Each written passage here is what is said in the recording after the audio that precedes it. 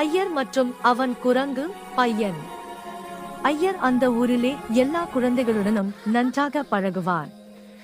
ஆனா ஒருத்தன் துன்பம் தர ஆரம்பிச்சா மட்டும் உடனே அதை முடிவுக்கு கொண்டு வரமாட்டார். அந்த ஊருக்கு புதுசா வந்த குடும்பத்தில் ராகவ் என்று ஒரு சுறுசுறுப்பான பையன் இருந்தான். அவனுக்கு ஒரு பழக்கம், யாரை கேட்டாலும் கிண்டல் பண்ணணும். முக்கியமா யாரா இருந்தாலும் அவரோட தலைமுடியை கொஞ்சம் இழுத்து பார்ப்பான். ஒரு நாள் ஐயர் நாற்காலியில உட்கார்ந்து செய்தி பத்திரிகை படித்துக்கிட்டு இருந்தார்.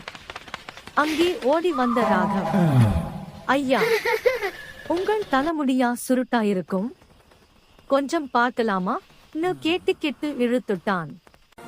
ஐயர் கோபப்பட நினைச்சார். ஆனா குழந்தைதானேன்னு அமைதியா, இது நல்ல பழக்கம் இல்லை தம்பி, போய் விளையாடு ஷூட்னு சொன்னார். ஆனா ராகவ் மீண்டும் கையை நீட்டினான். இந்த தடவை ஐயர் சிரிச்சார்.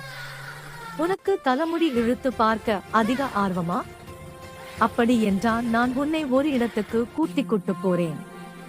அங்கே உனக்கு ரொம்ப பிடிக்கும் ஒரு தலைமுடி இருக்கு.